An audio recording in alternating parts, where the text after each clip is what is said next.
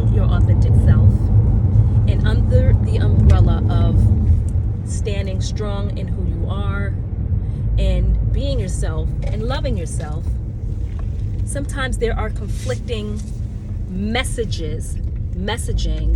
that are not in alignment with the best version of who you can be. And I found that within myself, although some things may sound really good and they can be delivered in a way by whoever's delivering them very strong and definitive, you have to kind of take a step back in a lot of ways, or rise above the situation in order to better evaluate what that could actually mean, instead of just taking what someone else's translation or mistranslation of a particular statement could be. Because we all recognize, I would like to believe, that tone matters. Inflections of tone matter in how you can say something. Because how you can say something can mean a variety of different things depending on how it's stated. And I'm not going to give you an example. I think you could come up with one on your own. My point is that my interpretation of that verse of "let not your good be evilly spoken of," my interpretation of that is that it means, for me, to stand up for yourself. Now, how could one fathom that? Well, when you put into context the concept of narcissism, and you take a closer look at individuals who are very determined to control other people, and organizations, and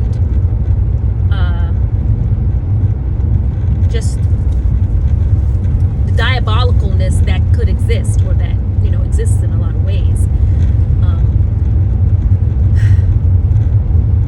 then the question is, who's saying it and how is it being said? Let not your good be evilly spoken of. In a lot of ways, it's been projected as a reprimand, as a, no, you don't want to do that because you don't want people to think this about you. So then, doesn't that circle back around to the concept of people pleasing?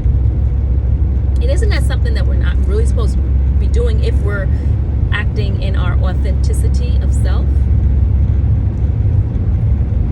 So, let not your good be evilly spoken of, to me, means don't let the good that you're actually doing be spoken as evil by individuals who are narcissistic in their projections of you.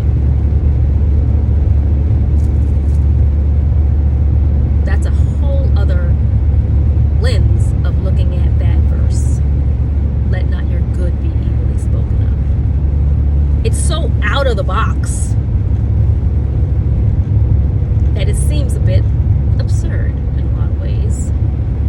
But if you allow yourself to step out of the box, even for a few seconds, to approach that verse with a different lens to look at it through, then perhaps you might be able to identify who are the narcissists in your life that are projecting their insecurities on you so that you don't move forward in being the authentic self that you are, and being the best version of you that you can be. There. So, let not your good be evilly spoken of. Don't cower down to bullies who want to project their insecurities on you so that they can control you.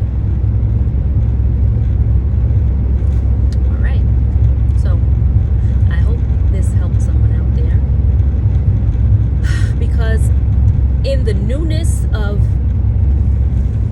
starting things over in a lot of ways, there's a new year approaching. As I'm recording this, the date is December 23rd, 2023. And aren't we looking to do better as this new year approaches?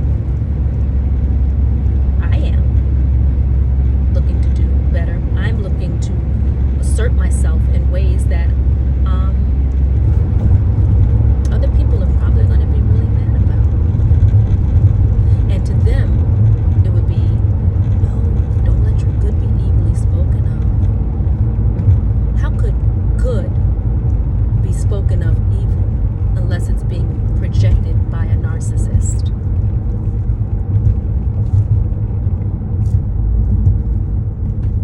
So, since I don't subscribe to listening to narcissists anymore, I do me.